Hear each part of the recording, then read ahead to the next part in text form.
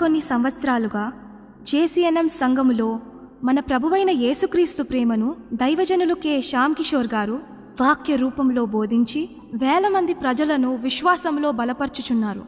ఆత్మహత్య ప్రేరేపణ ఉన్నవారు ఈ బోధలు వినుట ద్వారా మరణము నుండి విడిపింపబడుటయే కాక విడిపోయిన భార్యాభర్తలు తిరిగి కలుసుకొనుట చేత వారి కుటుంబాలు తిరిగి కట్టబడుచున్నవి. త్రాగుడుకు సిగరెట్కు బానిసలైన వారు విడిపింపబడుచున్నారు. వివాహం జరిగి 20 సంవత్సరాలు పైబడిన ఇంకా సంతానము కలగని వందల మంది విశ్వాసులకు ఈ సంఘానికి రావడం ద్వారా సంతానము కలిగింది. మరణకరమైన రోగాలతో మరణ పడకకు చేరువైన అనేకులు స్వస్థపడి తిరిగి జీవిస్తున్నారు. అటువంటి వారిలో ఈరోజు మన ముందు సాక్షిగా నిలబడింది రాములు కుటుంబం. రాములు కుమారి భార్యాభర్తలు. కుమారి రక్తహీనత చేత మరణస్థితిలో ఉంది. రాములకి పుట్టుక నుండి కాళ్ళు వంకరగా ఉండేవి.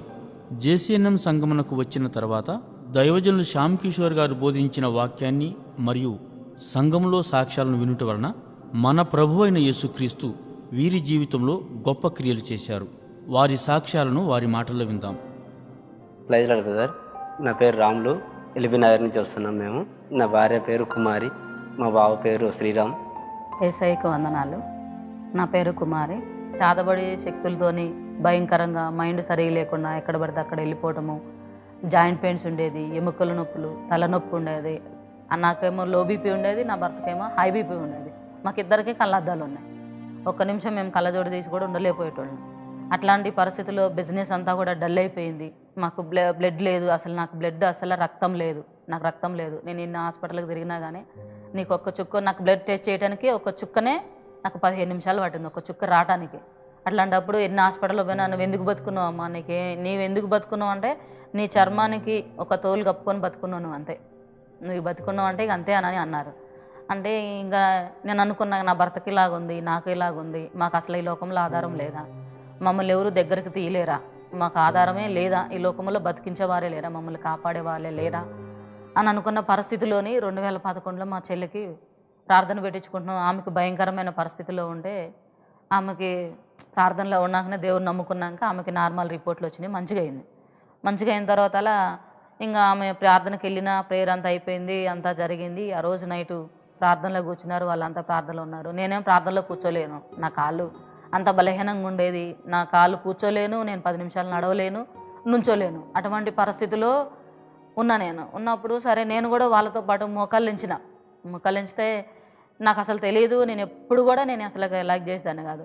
మోకరించిన వాళ్ళందరూ ప్రార్థిస్తున్నారు, నేను కూడా మోకరించి అలాగనే కూర్చొని ఉన్నా. నేను కూర్చొని ఉన్న తర్వాత అలా నాతోని 2 గంటలో 2 సమయంలోనే నాతోని నా ఎదురుగా ఒక వ్యక్తి వచ్చి నాతో నా ముంగట నిలబడి మాట్లాడుతునేసరికల్లా నువ్వు నన్ను నమ్ముకుంటావా అని అడిగాను.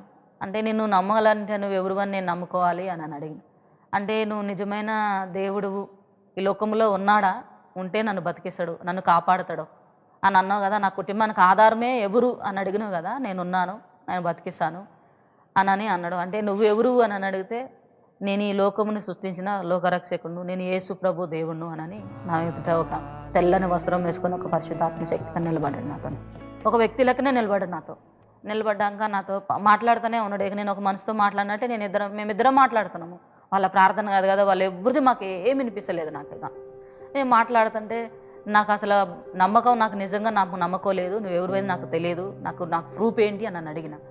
నీ చెల్లిని బతికించిన ఆ యేసు ప్రభు దేవుడిని నేను నిన్ను బతికిస్తాను, నీ కుటుంబాన్ని కాపాడుతాను, నన్ను నమ్ము, నిన్ను నీ కుటుంబాన్ని కాపాడుతాను అన్నాడు. అంటే నా మనసు మొత్తం మారిపోయింది. ఇక అంటే వనత ఛానల్లోనే శ్యామ్ కిషోర్ బ్రదర్ది వాక్యం వస్తుంటే వాక్యం అయిపోయినాక సాక్ష్యాలు చెప్పేది చాలామంది. చేతబడి శక్తుల నుంచి మేము విడుదల పొందినము, గడ్డల నుంచి విడుదల పొందినము, 19 సంవత్సరాలు పిల్లలు లేని వాళ్ళ పిల్లలు పుట్టడము, ఇంకా సాక్ష్యాలన్నీ వినేది. ఆ సాక్ష్యాలు చూసి ఇక్కడైతే మరి ఈ సంఘంలో ఏందో సాక్ష్యాలు బాగా చెప్తున్నారు, అన్నిటిలో నుంచి విడుదల పొందుతున్నారు.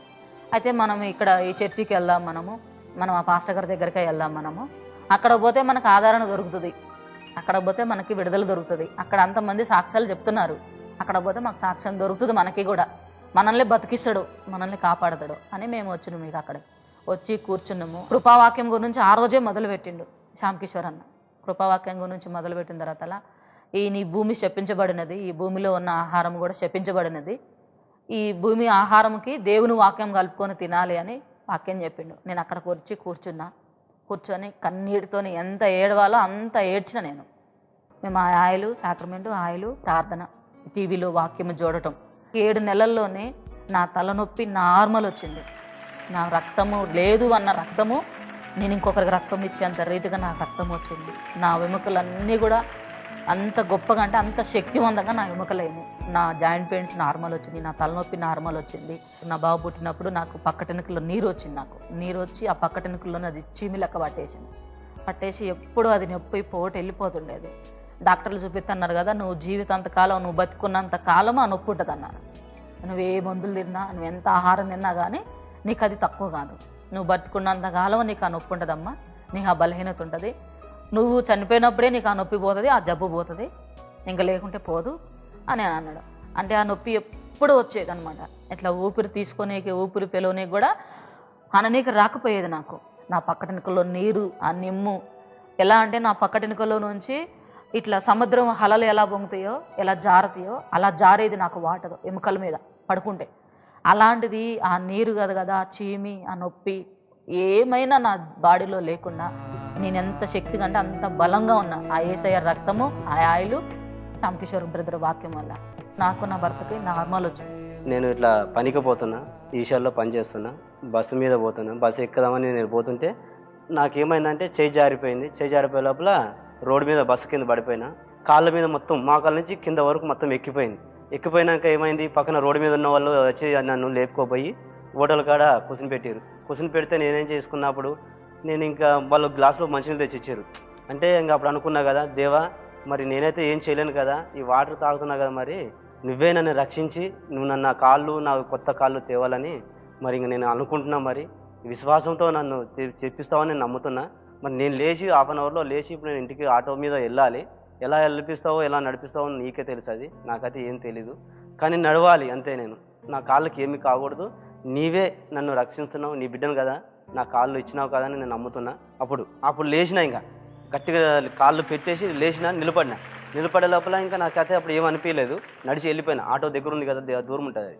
ఇంక వెళ్ళిపోయినాక ఇంకా అక్కడ ఆటో ఉంటే ఆటో పిల్లని పిలిస్తే వచ్చి నన్ను పట్టుకున్నాడు. పట్టుకుని ఏమైందన్న అంటే నాకు ఇట్లా బస్సు ఎక్కింది బాబు అంటే ఆ పిల్లోడే ఆశ్చర్యపోయాడు. ఏవకుండా నన్ను బస్సు ఎట్లా ఎక్కుతావు, ఎట్లా వచ్చింది నీకు, అట్లా నడిచి వస్తున్నావు అని అన్నాడు. అంటే లేదు బాబు ఎక్కింది, అందుకని ఇప్పుడు అందరూ అట్లా వెళ్ళిపోయారు, నేను ఇట్లా నడిచి వస్తున్నా. నన్ను పట్టుకుంటే కాళ్ళు నొప్పుకు నిలబడలేకపోయినా. ఇంక పట్టుకొని ఆటో ఎక్కించుకొని ఇంటికి తీసుకెళ్ళి ఆటో ఆయన తీసుకొచ్చి ఇంటికాడ వదిలేసిండు. ఈయన వచ్చి మీ ఆయన తీసుకొని పోమ్మా లోపలికి అన్నాను.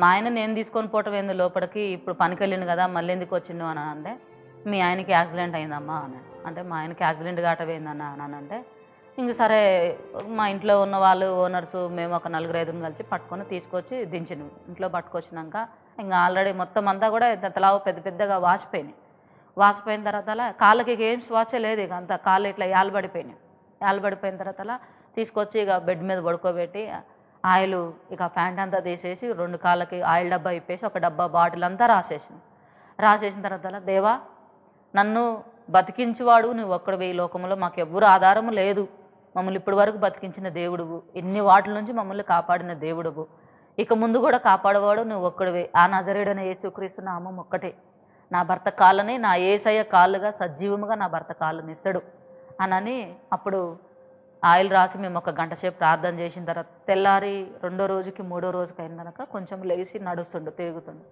మేమున్న ఇంటి వానరమ్మ స్టాఫ్ నర్సు ఆమె ఏం చేసింది, సరే కుమారి నువ్వు ఇంతగా చేస్తున్నావు కదా, నీ దేవుడు గొప్పవాడే కాదంటలేదు, నీ దేవుడు నమ్ముకున్నాము, మరీ ఇంత విశ్వాసం ఉండొద్దు కదా, హాస్పిటల్లో తీసుకుపోదాం, అసలు అది ఏమంటారు, ఆ కాళ్ళు ఉన్నాయో లేవో కూడా తెలుసుద్ది మనకి, లోపట ఎముకలు ఉన్నాయో లేవో అని అంటే లేదు, ఎముకలు లేకపోయినా నా భర్తకి దేవుడు ఎముకలు పెడతాడు, నా భర్తకి దేవుడు అంత గొప్పవాడు, నేను నమ్మిన దేవుడు అని అప్పుడు ఆ కాళ్ళను చెక్ చేసినాక ఆమె ఒక్క టాబ్లెట్ ఇచ్చి ఒక ఇంజెక్షన్ ఇచ్చింది, పడుకున్నాడు.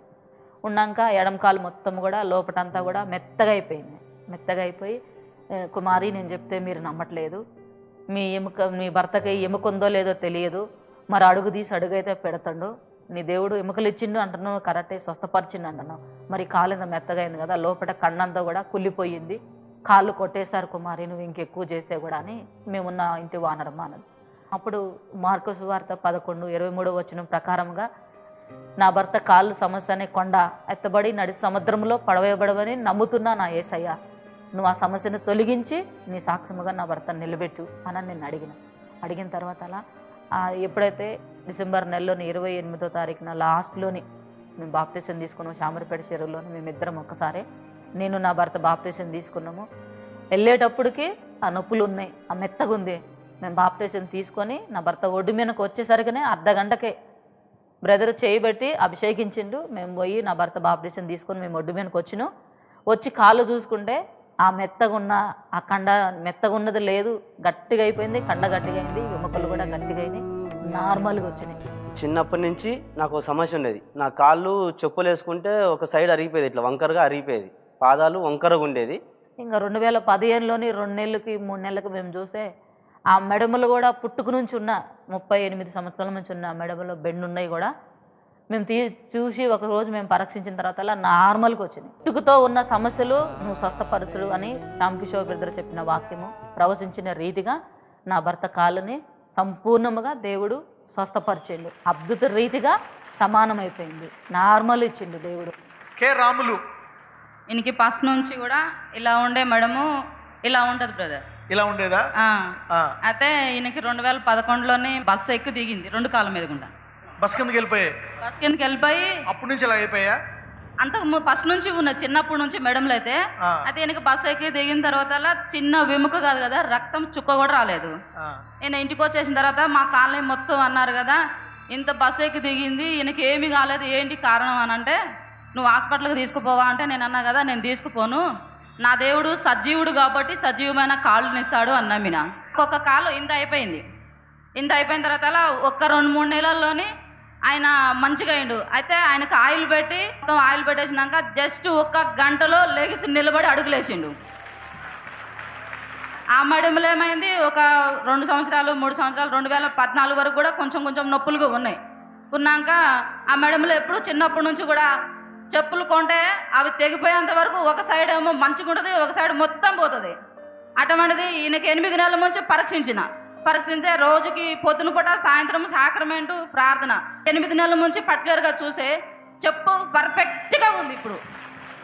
వా 38 సంవత్సరాల నుంచి వంకరగా ఉండే కాలు యాక్సిడెంట్ అయ్యి వర్స్ట్ అయిపోయి ఇప్పుడు యాక్సిడెంట్ వల్ల ఉండే ఎఫెక్ట్ పోవడమే కాదు, పుట్టుకుతో ఉండే రోగం కూడా పోయిందంట. వా గ్రేట్ ఫెయిత్. వా నాలాగా బాధపడుతున్న వారికి, మీకు అనేక బాధలతో మీరు ఎంతోమంది ఉన్నారు, నా కుటుంబంలో చేసిన దేవుడు నీ కుటుంబంలో కూడా చేశాడు. మీరు కూడా నమ్మండి. జేసనం సంఘములో మీరు వచ్చి రుచి చూసి దేవుణ్ణి తెలుసుకోండి, ఆ వాక్యము వినండి. ఒక్కసారి వింటే చాలు, మీరు అసలు ఆ జేసనముకి వచ్చి ఒకసారి అడుగుపెట్టి చూస్తే చాలు. మీకు ఎటువంటి బాధలున్నా, ఎటువంటి రోగాలున్నా, ఎటువంటి వ్యాధులున్నా, ఎటువంటి భయంకరమైన స్థితిలో ఉన్నా కానీ నువ్వు జేసనంలో అడుగు పెడితే చాలు, దేవుడు మీ పట్ల గొప్ప కార్యం చేశాడు. నన్ను సాక్ష్యంగా నిలబెట్టిన దేవుడు, నా కుటుంబాన్ని నిలబెట్టిన దేవుడు మిమ్మల్ని కూడా నిలబెడతాడు. మీకు కూడా ఆ సాక్ష్యములుగా మిమ్మల్ని కూడా పంచుకునే వారిగా ఈ లోకానికి చూపిస్తాడు. ఈ యేసయ్యకు వందనాలు, శ్యామ్ కిషోర్ బ్రదర్కు వందనాలు.